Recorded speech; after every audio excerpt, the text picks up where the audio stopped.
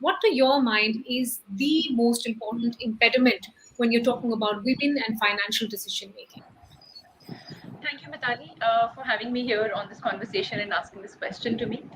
Um, in my view, this real hesitancy for women to take control of their financial matters and understand and deep dive into it really comes from how we bring up our children.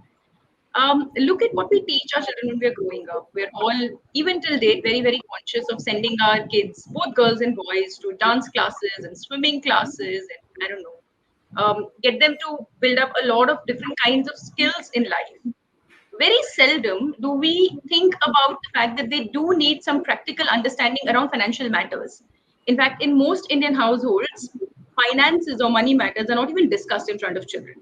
And therefore, we grow up in this very isolated sort of an environment where we possibly believe that money takes birth in the pocket of my father and just comes in like that and just multiplies like that, and all you get to do is spend it. And I think that's where really the root of the lack of financial confidence or the lack of financial literacy really happens. Things change a bit as you grow up for boys because they start commanding a higher agency as time goes by and as they start stepping out in the world.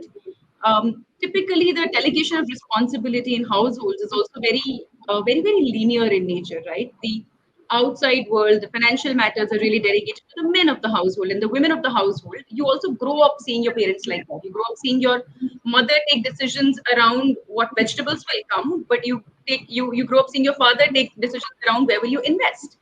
And when you start seeing that, you start imbibing that really deep down in two formats. One, you obviously have no education around finances and financial literacy is really low, but also deep down your confidence is really low. You start believing, thinking that this is not your place, right? And that's possibly the biggest reason why so many professional women today also do not take their investment decisions. Like you see a working couple, and more than half of them, you'd see the financial decisions or the investment decisions are really delegated to the male partner, and the female partner has no agency around that, primarily because she is bred to believe it's not her place. And I think that's the biggest reason why we continue to have such few numbers when you look at financial independence of women. In fact, you mentioned that 50% women don't even have bank accounts. In reality, that number is going to be actually much higher because half of these accounts are going to be accounts opened in women's name by their male relatives, fathers, husbands, Their brothers, government. being operated by them. So there's a lot of disguised financial dependence also that's prevailing around. But I think the larger reason is around the way we are brought up. To add to it, I think our education system doesn't help. Till about class 10, you get no exposure to anything financial. All you read in mathematics is algebra and geometry and whatever else, which are all good things, but there is no financial education. Even beyond that, when you accountancy as a subject, all you are taught is banking laws and bank reconciliation statements, which in your day-to-day practical life, if you're not taking up chartered accountancy, you might never be able to use. The practical realities of financial planning really are not even part of our education system. And I think that just cements this whole attitude around finance not being important and then not being my place, which leads to the inequality that we see today I think, between genders. Sure. Ghazal, this is a great segue to get you in because as a tech entrepreneur, I'm sure you've done both. You've handled the financial chops and everything that was required in, building the nitty-gritties of a business. Do you sense that there is any change or pivot in terms of what's happening with the newer generations?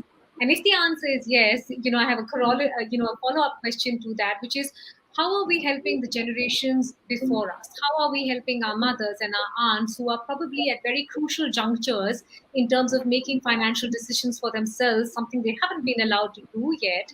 How can we help mobilize that? Well, great question, and I was, sort of completely in alignment with what Pooja said. That a big part of it is just the way we are brought up, and there's a fair bit of education and confidence, and the role education plays in building that confidence. Coming to your question about are we seeing a change in the younger generation of women, and therefore how do we sort of support the older? I'm actually, I went in with that bias a couple of months ago, and over the last couple of weeks or so, I'd actually been seeing, this finfluencer, and just out of curiosity, seeing the comments, who's asking what, and sometimes they have a session on women, sort of. Their watchers sort of dial in and you can see them on video. And lo and behold, like, the diversity of women who were following this influencer on YouTube just amazed me. So there were three that were there on that show particularly. One was a housewife in Noida.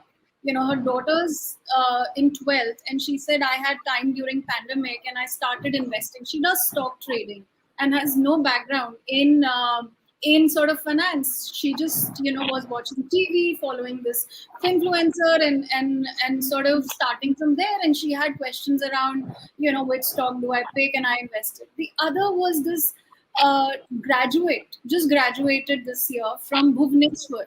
So, borrowed some money from her father and is following these channels, and, has an account now and started trading.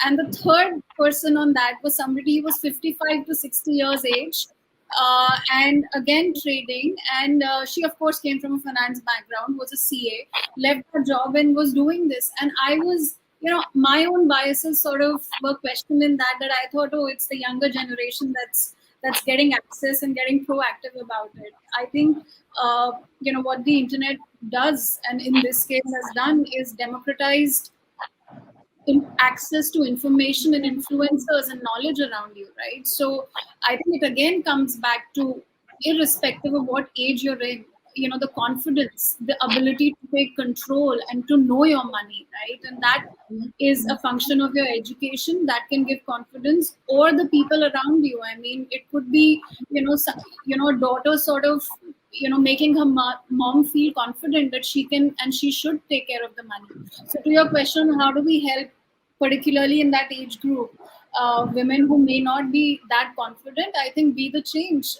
I'd say that if I can change the mindset of at least 5 women around me about money and taking it in control and build that community along with confidence, that's how change is going to come in this time.